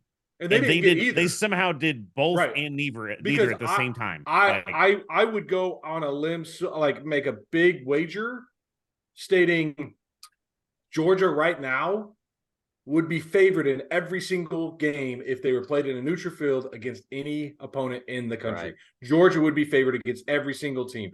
So why are they not in if it's the best teams? My argument for this, and I said this last spot, so I don't want to go too far down this road. I just think that the whole lawsuit investigation thing is hilarious. But the fact that people are saying, well, Florida State would get beat, we don't know that. So why play the games? If you're just going to say, well, we think that's you're not wrong, but that's what the committee has to do. Their whole process is like, who do we think is the best, and they have to do like. But that's what's frustrating though, is because the very first year of this whole thing, they put a team with their third string quarterback in, and the only reason they put him in is because they won convincingly against a team that was 500. I truly believe if Florida State wins 34 to 10 in that conference championship game, they're in today. Oh yeah, I truly believe that. Maybe. Okay, I'm not even sure. Troy. But the thing is, they were playing a very highly ranked team that everybody was lauding 2 weeks before because of the people they had beaten. And Florida State beats them with their third string quarterback that's not even going to play in the bowl game. Their backup's going to play in that game. Like, again, like, and I'm with Jared. Like, you just, the wins, the deserving part has to matter first. That part has to matter first, and then the best team. Let Jared go. The whole undefeated thing is what gets me. That's what really sells me. If Texas was undefeated or Alabama's undefeated or what, like, you know what I mean? If you have 5 undefeated conference champions, 100%, then FSU probably should be out. Okay, I'll accept that argument. Somebody has to be, right? But that's not where we are. You have 2 one-loss teams ahead of them, and they didn't play a pancake schedule. You know what I mean? They weren't you put Liberty in over SMU, and Liberty had the worst strength of schedule in college football. Like, it makes no sense. The committee. I also think it's hilarious that it was the discussion was Bama or Florida State. It should have been Texas or Florida State, in my opinion. Like, that should have been, but then they put Texas 3 because they beat Bama on neutral field. But in their logic, who's the better team right now? Bama's the better team right now. And they should have, like, it makes sense. This is where it's where you go down that's what I'm saying. You go down the board, and none of it, like, it's literally team by team. We made a random selection. Right. And this is what you and I talked about, Jared, on the podcast 2 weeks ago, was when it was us, was this is where they need to have criteria, and they don't. The criteria is best team. And therefore, they rearrange what the criteria to decide who the best team is for each individual team, not everybody. And that's why you have different arguments for each group. Well, this team had this great win. Well, this team had a really good loss. Like, what? Like, which one is it? Wins or losses? Is it undefeated or it doesn't matter? And they don't know, and they don't care. Well, when they asked him, it was like 2 weeks or so before the final rankings, and they were like, "Well, Bo Nix is throwing for 70% or whatever," and I was like, "What? Like, what is? What are you talking about?" And again, like I said, just my final thoughts on it. If you're gonna do all that, then you're gonna put Texas 3. Who's their one loss to OU? So OU has the best win by a country mile out of the 2 lost teams, and a better resume pretty much in every other way, and you leave them out of a New Year's Six Bowl. Like, I'm sorry. It is really bad. This was the worst committee out of all the committees. Oh, I agree. It's a really interesting topic that we brought up right before this, that Daryl, you try to steer us back on track. I'm steering us back away from the track. Oh, okay. People are dogging on Brock Purdy as an MVP candidate right now, where I agree Tua should be an MVP candidate. But if you actually look at it, Brock is 3rd in the entire NFL in passing yards. Yeah. I mean, it's like Brock is actually having a phenomenal season. Yes. Yeah, no, I think Brock should definitely be in the conversation. I think Tyreek Hill should be number 1. Who's your top 3? Who's your top 3 in the NFL MVP right now? Ooh. Let's see. Tyreek. Yep. Brock Purdy. What was the name of the dude that lined up offsides for the Chiefs? I'm sorry. I'm already like, bro. Man, I don't know. The Dak. third Dak. Dak's having a heck of a year. Okay, here's what I'm saying. I am saying Brock. And this is going to sound weird. Oh, I'm sorry. saying Tyreek. I missed one. I'm saying Christian McCaffrey. Yes. as well. Yes. That's what That's my three. That's my three. But I agree with you, Troy. And again, right now, here's the thing. The MVP thing around Brock Purdy is the same thing we see in college football. Because we ranked a team before we ever saw them play this high or this low determines how we're viewing them at the end of the year. Right? And basically Brock, because he's Mr. Irrelevant, there's no way. He has so much talent around him. All that talent is why he's not the MVP. But we didn't say that when Tyreek and Travis Kelce and everybody else played with Patrick Mahomes. We were talking about the wizardry of Patrick Mahomes. We did not, because he was a first-round draft pick. Therefore, he has to be that good. And it's the same bull crap that we're doing with Brock Purdy right now. The guy deserves his flowers, but I do agree with you. Christian McCaffrey should be ahead of him on the list of MVP candidates. And my runner or my honorable mention right now is Deron Bland. Wow. When you set the record for pick sixes, you lead the NFL right now with 8 interceptions. And that Dallas defense has been not just good this year. Nails. Most of the time, they have been dominant. They've been nails. And so, give the dude some credit. And I agree. So, and then right behind that, I've got Dak. So that's my top 5, honestly. Can we just say I did not expect the Cowboys to do what they did to the Eagles? I agree, dude. Yes. This has been. Let me just say this. I'm obviously not a huge NFL guy. I cheer for Baker and former OU players, and I don't really have much team loyalty. I say I'm a Bucks fan because Baker's there, right? And I live close to there. But dude, this is the most entertaining the NFL's been in a long time, in my opinion. Mm-hmm. It's very parody right now. The 49ers, the Cowboys, the Eagles, the Miami, Chiefs, the Bills, Miami. Bills. There's a lot of the playoffs is going to be heated. Yeah, I agree. All right, let's right close. Now, all right. No. Right now, who do you have going to the Super Bowl? If you had to pick right now, Daryl, who do you have? 49ers. 49ers. Okay. Are they AFC or NFC? See, this is how well I follow. They're the NFC, dude. Oh, they're the NFC. Okay. Man, AFC. Do you even know who the number 1 seed is right now in the AFC? No. It's the Ravens at 10-3. I mean, who's right behind them? The Dolphins at 8-4 or 9-4. Sorry, 9-4. I think right now I'd pick the Dolphins over the Ravens, but yeah, I think so. I'll say that. I'll go 49ers, Dolphins. I'm gonna go Dolphins, Cowboys. I will go because I've got a bet with Farley. I'm gonna go Cowboys. I'm gonna go Cowboys Bills, even though they're 7-6. I'm gonna go Cowboys Holy Bills. cow! Wow. I think they're gonna. I think the Niners, dude. Unless they have major injuries, they're going to the NFL. I couldn't not take that bet. He gave me Jared, a buddy of ours. He's like, anybody want? I'll take the Niners, and anybody else can take the field.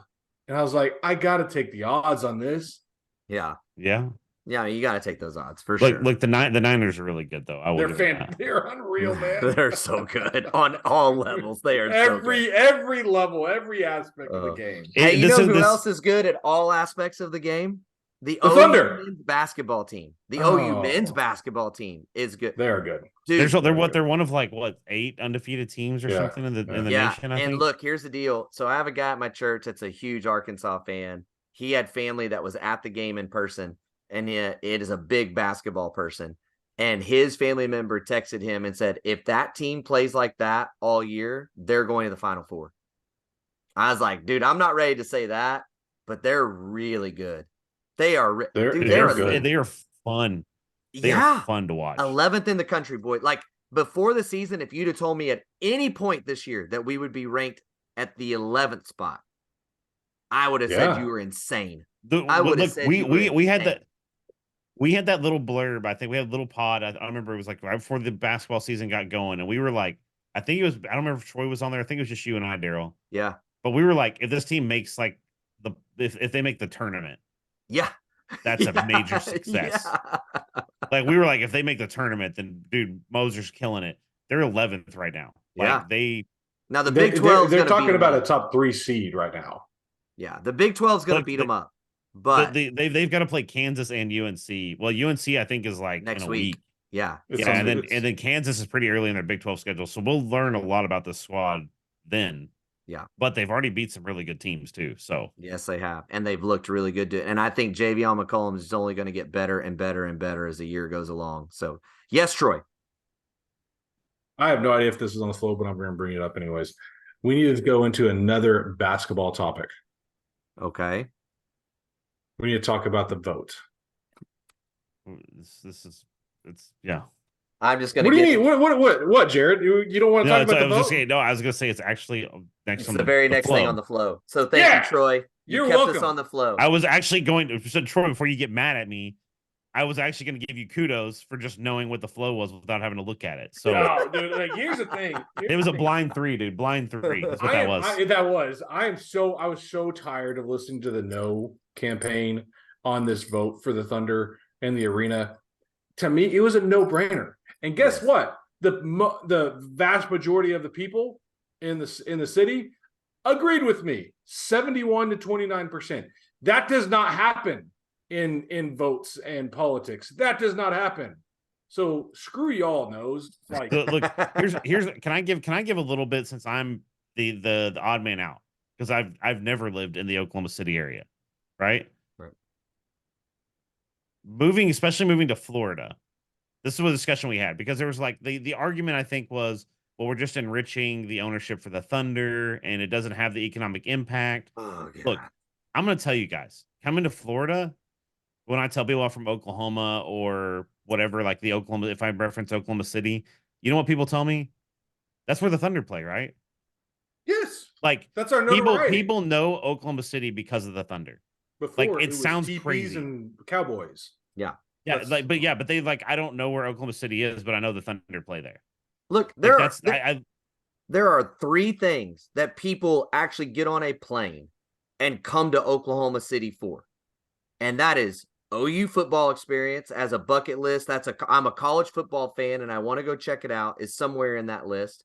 The Thunder are somewhere in that list, and the bombing memorial. That's like literally what attracts people to this place. And we talked about this. This is like, again, we talked about this last week. If you're the argument of, well, it doesn't have economic impact, what you go find pictures. I made this joke. Bricktown before the Thunder and the Hornets and all that, like the arena got built. Yes. Was spaghetti warehouse and a place to get meth or hepatitis. That's what Bricktown was. You didn't want to go to Bricktown. Nobody cared about Bricktown. That's quite the connection. Can I say that on the flow? I don't know. I think you did. Sure, whatever. It's already too late, and I'm not editing. I don't have the bandwidth. Okay, well, whatever. Love it. Anyways, all I'm saying is Bricktown is a completely different beast than it was. The whole downtown area is a completely different beast. Look, again, it's not even comparable as the same thing, but like, what do you think happens to Campus Corner in Norman if OU football doesn't exist? Mm-hmm. How many restaurants, how many bars, how many like whatever down there? Like, and by the way, when the Sooners are winning at a high level, their enrollment increases. Like, you can track it year in and year out. The year after a high winning season for them, their enrollment goes up. And like last year, their enrollment went down because the team didn't do well. It increases their visibility, all the different things. To try to make the argument that the Thunder don't bring any kind of benefit to the city is ridiculous. And then number 2, it is so stupid. And we're helping billionaires become more billionaires. They don't own the arena. Like that, I didn't even understand where that was coming from. You're literally building something that you're going to tell billionaires they have to pay you to use. You're Hey, actually there are some NBA arenas that the owners, own the stadium, right? correct. Yeah, and that's fine. But guess what? The city does prosper in terms of like the restaurants and the surrounding stuff when events go on. Cool. But you know what the city doesn't get? The profits and the revenue from the events that take place in the stadium. Correct. Now Oklahoma City does. Right. Correct. Yeah. Correct. And you're going to get, and we get all this surrounding stuff. Yeah. It's exactly. I think people tried to, like I said, the only, I'm not saying I agree with this argument. The only thing that I ever heard that made some semblance of any sort of sense on the no side was the economic impact. You can't measure it. And it's like, okay, I understand that it's a very tough thing to measure the total economic impact, but the models people are trying to use is like, well, if you look at LA or New York, it's like, okay, I'm sorry. We can't compare ourselves to LA or New York. No. Like the economic impact is not the same if you build a new arena. Like nobody's going to care if you build a new arena for the Lakers, right? Like it's going to be the same. You're going to have the same economic impact regardless. That's not the same for Oklahoma Which, by City. the way, they are, building a new arena in LA. But you know what I'm saying? Like there's more of an argument to be made on that side if the city was having to invest a large amount of money into it than there would be in Oklahoma City. So yeah, that whole thing was dumb. But hey, congratulations, Oklahoma City. I don't live there, but I'm proud for you guys. The Thunder are there for 2050. 2050. And NBA.com, I don't go to ESPN because ESPN sucks, but NBA.com has the Thunder at number 4 in the power rankings right now. Yes, it does. Number 4. And we were number 2 in the West. Are we still currently number 2 in the West? Is that correct? Yes, I believe that is correct. Well, and their flaw is their rebounding, yes. but they crushed the Jazz last night. Yeah. Crushed them. Now it's going to be really interesting to see how the next two are played out because they play the Kings at Sacramento and at Denver. I'm really looking forward to it because Jokic is actually coming off is having maybe one of the worst stretches he's had in a long time in games. Have you heard about his stretch right now, Daryl? I've seen that people have kind of said he's down or whatever, but I mean I haven't tracked the numbers tightly at all. Like I said, I've been a shuttle service for the last 9 days with us having one car. I haven't. You need to not do that. You need to not be a shuttle service. You need to focus on the things that matter. So no, seriously, like hold on, I'm bringing up Jokic and his stat line the last few games. So Jesus. By the way, speaking of, Giannis put up 64 tonight. 64. Wow. He also 64. apparently, I just saw a breaking story that he had to chase down the Pacers to get his game or the game ball. Him and Halliburton were heated. Oh, nice. So anywho, all right. So the last few games against the Bulls, he only played 16 minutes because he got ejected. Oh yeah. He was 2 of 5. Hawks, he had a nice game, 25, 9 of 13. But against Houston, he was 9 of 26. Yikes. Against the Clippers, he was 9 of 32. Oh. Whew. Against the Kings, he was 13 of 23, which is not bad, which is pretty good. He had 36. That's 50%. He had a really good game. But like you don't see that out of him a lot whenever he goes like against Houston, he went 14 of 31 a few games back previously. So like he's kind of not as consistent Jokic as normal. I mean, that Clippers game, he went 2 of 7 behind the arc. Yikes. 2 of 7. Do you know what he's shooting right now behind the arc? It's probably not great. 31%. He was nearly 40% last year. Yeah. Here, Troy, I speaking of other NBA news, can you get your fingers ready and search something for me? Mm-hmm. Can you give me the stats on Draymond Green's strike percentage? His strike percentage? Yeah, his hit percentage in the UFC because he's been swinging. Dude, Draymond, I'm glad they suspended him for indefinitely. Indefinitely, yeah. I don't know how. I honestly, like when you look at his career, can we just like frame that? When you look at his career, I don't know how at some point you don't start talking about like just banning him from the NBA. It's so weird, man. He is like look, man, like basketball IQ is really high with Draymond. And when he's not playing basketball, like in his podcasts and even like post-game interviews, he is smart. He is really smart. Like, I don't understand. Like, even like the swipe he took at Nurkic, like, you really thought we were all going to think that was just a random flailing arm? Right? Just like when he kicked Steven Adams, like right in the, like, you thought that your leg was just, we were all going to buy that your leg was just randomly flailing up like that.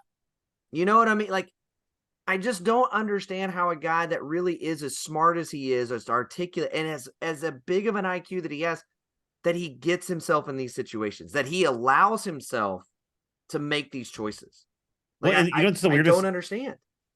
And what's weird about it is even when if they give him a post game interview or an interview where it's not directly after the game, it's not courtside, he's pretty level headed. Yeah, Like he's dude, pretty like Yeah, he that's he what gave I'm like. big kudos to the Thunder. Yeah, like the way he talked about Chet's got a chance to be generated. Shea is already one of our best players. Like, this is a team that's on the come up, and well, man, and the that's what I'm way saying, that like off the Dagnall does court, this, and like that's when he's lost. Like, even when he loses, he doesn't like get heated in a post game. He literally talks game. He literally well, and talks that's what I'm saying. players. Yeah, off the court, if you take him off the court, I have no problem with Draymond Green. I've never seen him do anything off the court, or can't at least remember anything off the court that just made me be like, I hate that guy. But on the court, you're like, dude, what are you, like you said, it's like, what are you doing? Like, what is going through your mind to think Troy that just saw something punching crazy. somebody? Yeah, sorry.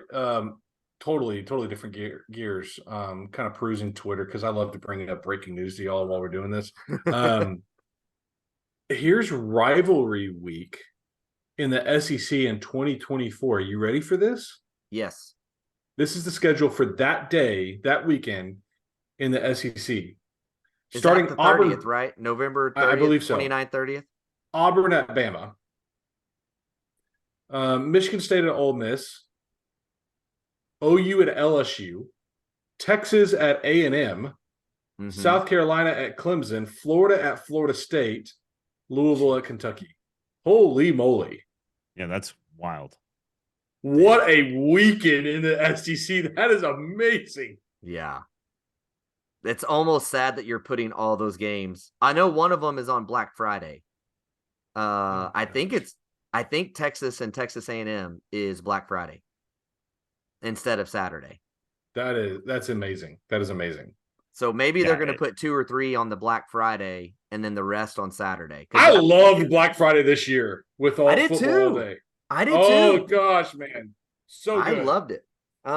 You know how relaxing it was to spend Saturday getting to watch games and not having to stress about anything, just being like, I can just watch football. I know. I just chill, dude. Like, so nice. Hey, by the way, Troy, really quick, back on Thunder. I have a twofold question for you. Second in the West, 4 power ranking.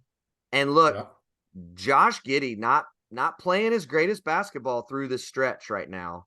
And really this season's been a little bit of a struggle, and that's okay. We've talked about it, young, yada, yada. But I'm curious more about this.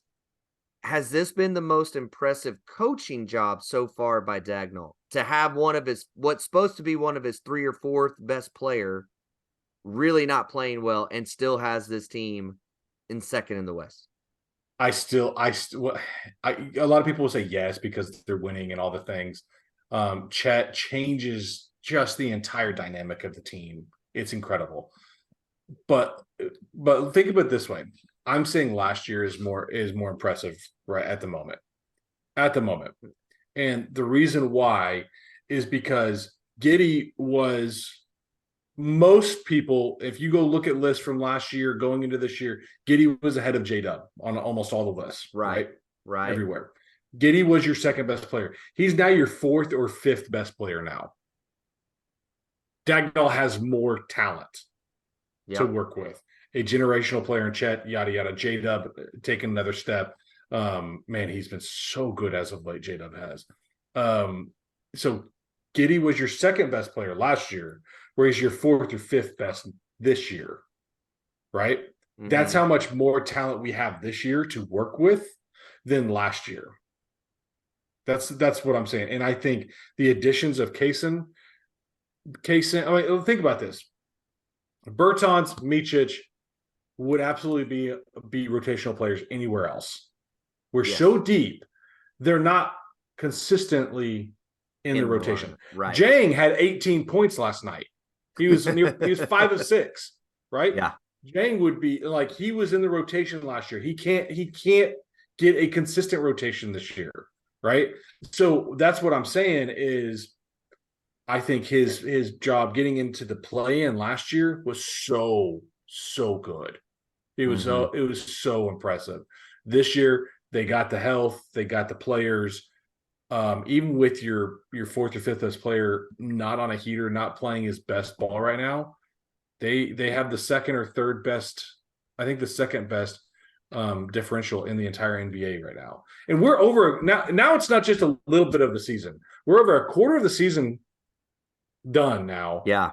And you're still in the top echelon on all of this. Right. And a dude that's, I'm sorry, what he does is just wowing me.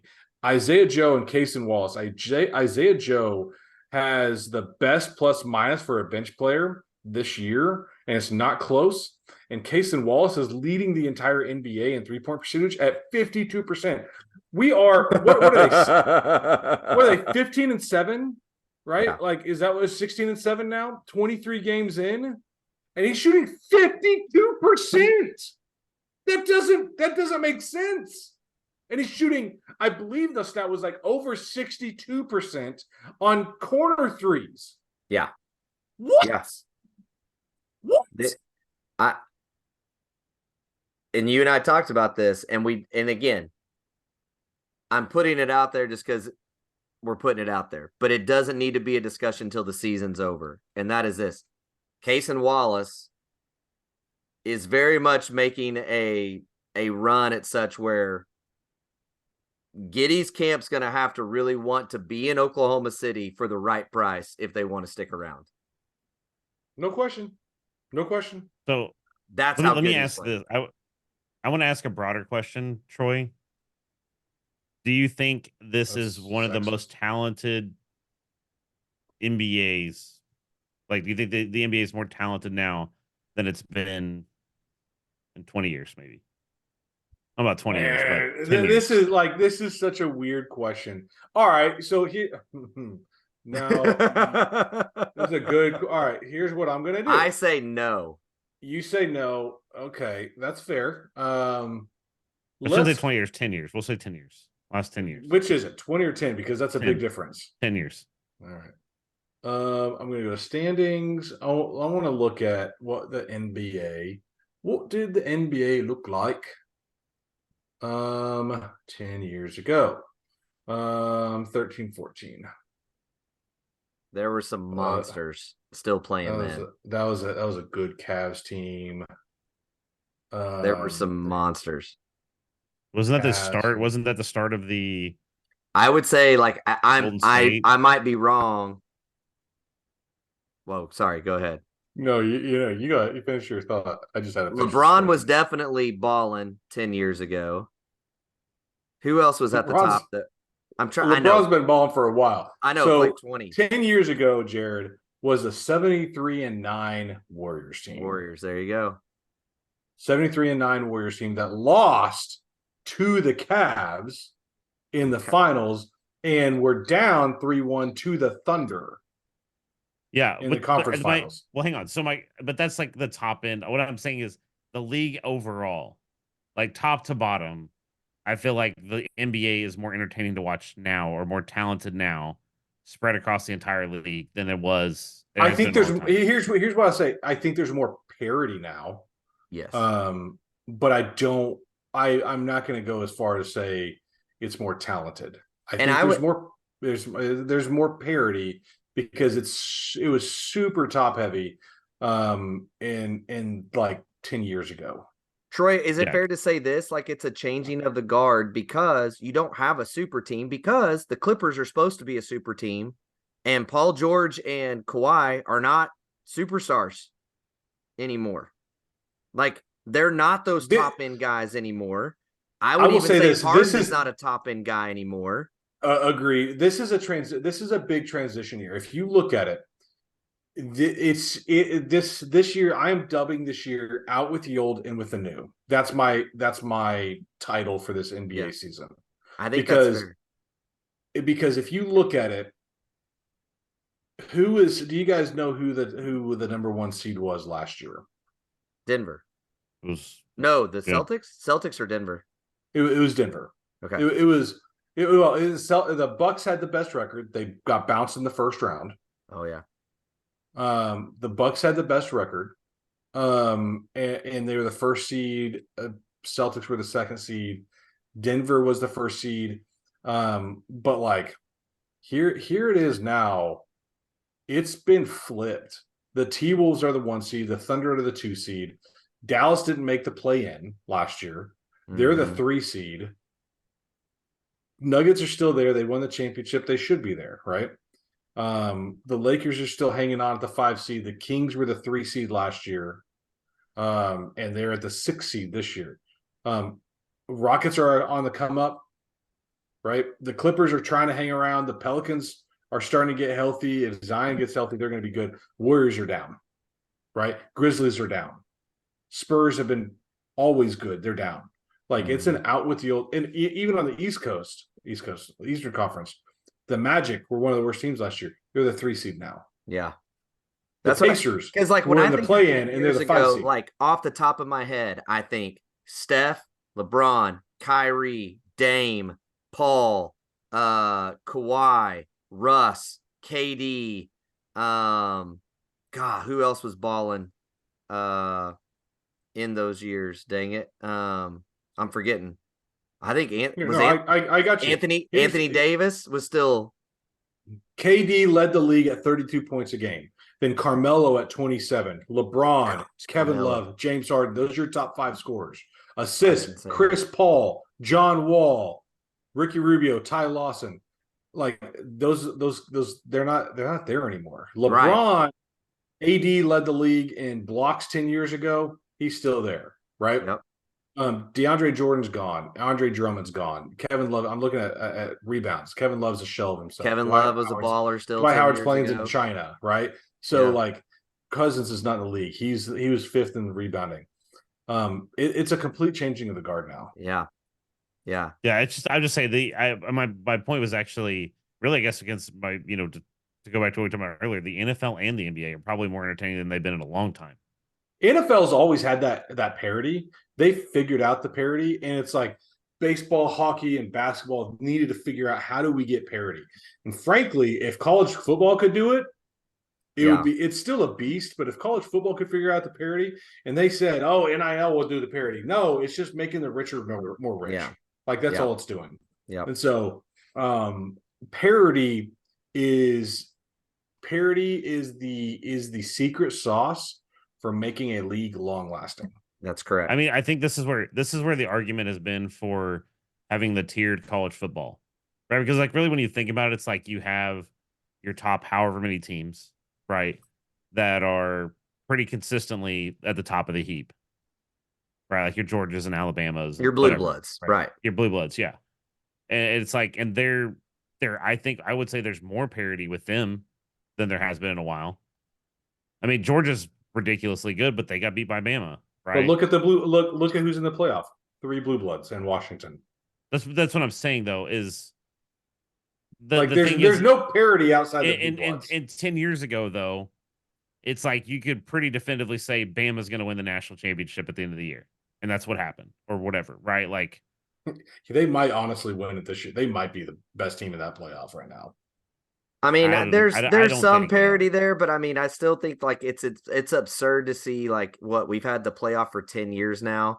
Go see how many years Ohio State, Bama, and Georgia have been in. And then OU is up near the top of being in that playoff too. Yes. I mean, like it's at one point it was only like 7 teams in 7 years had made the playoff. So that's not parity. Like that's my thing is like that's not parity. I'm saying, but we're also only what 3 or 4 years into the NIL stuff too. So I do like I think I will pick Bama over Michigan.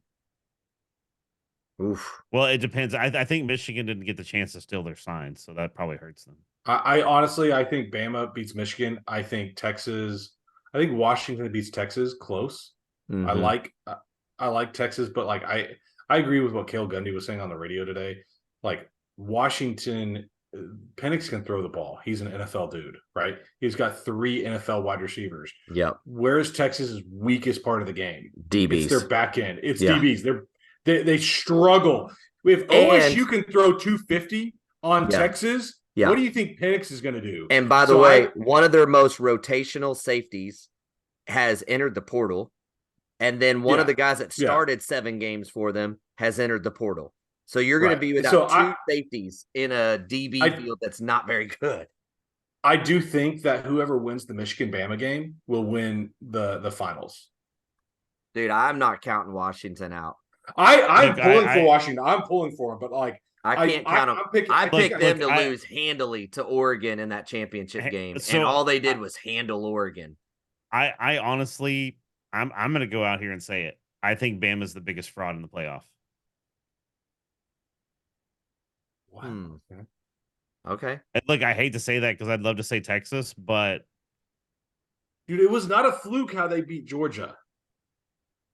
Yeah, look, man. They were up most of that game. Here's my thing. This tells you everything you need to know, in my opinion. Yeah, but that was also a Georgia team. That was also a Georgia team that 3 of their top 4 receivers were either limited or out. I don't disagree with you. Right. I'm just saying, like, look, when you can look at an offense and Quinn Ewers and this guy that everybody was putting on a Heisman list, and literally 70% of his passes are under 10 yards. It's actually closer to 80% are under, and like 40% of them were 0 or behind the line of scrimmage. That's their offense. That's a fraud. That's a fraud when 40% of your passing offense is 0 or to negative yards. That's fraudulent. Like, and honestly, I do look. I don't think Ewers is the worst quarterback of the 4 as well. I think my point is that I think if you blind tested and gave somebody the stats and results for Bama and you didn't know that it was Bama, it was just a blind test, I think you're like, that team's not that good.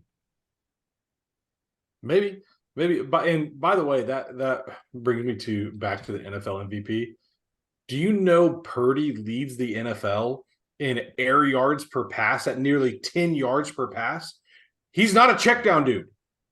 He leads the NFL in air yards. Hey, can we give a shout out? You know what? We got to give a shout out. I believe it was, I don't remember if it was Steven or Matt in the Discord. I'll have to look this up. Whichever one it is, if you're listening, they were a big Brock Purdy fan actually when he was in college. So I guess they're finally hitting on that. But what a story. If he wins MVP, what a story in year 2 being the last man taken in the draft. Hey, if he did, I don't care if he wins it. If he wins the Super Bowl, whew, he could do both this year, frankly. Dude, honestly, no, hang on, time out. What he's done now, what he's already done. Yeah, that's a good point. What he's done now, that's a great point. And it's not, and this isn't year 1. This is year 2. Yeah. Him doing it. Yeah. Like, and who knows, they might win the Super Bowl over the Chiefs last year if he doesn't get hurt. Oh, yeah. That's a great point. I mean, dude, so nuts, dude. So nuts. But, dude, this has been forever long podcast. We have got to go to bed, especially Jared. Jared's an hour later than we are. Jared, you're gonna stay up and play some games, aren't you? Yeah, you know what? I'm not going to be playing Troy the day before because holy crap, was that a fraud? I did not. Dude, that game was gonna suck. Dude, but have you seen that the studio's already shut down? Yeah. Dude, that's the whole thing. They're refunding everything. It's bad. By the way, Troy and I were talking about shows. One, definitely go watch For All Mankind. This season's been really good. All right, I'll start the show. Two, if you guys have Hulu, I actually enjoyed the crap out of it. Go watch Special Forces, the new season with the celebrities. For one, Des Bryant's on there, which is just hilarious. But they had Tara Reid on there, and I'm just gonna spoil this part of it. She weighs like 90 pounds soaking wet now and is a chain smoker. And they were like, "Hey, you need to carry this 40-pound rucksack." So imagine how that went. I bet you it was good. But yeah, it's actually pretty entertaining. But yeah, I probably will game a little bit. I don't know, Troy. Troy does too good to play video games with me, so I don't know. Oh, nice. Don't do that. Nice. Well, very good. Well, that is all that we have tonight for info for you. Again, we don't have paywalls. We're never going to charge you to listen to the podcast or see anything or hear anything that we do. We are not insiders. We're not journalists. We're just dudes talking Oklahoma sports, everything from Sooners to Thunder. That's what we do. So again, we're having a great time. We hope you are too. That is Jared. That is Troy. I'm Daryl, and we will talk to you guys later. Bye, Baker.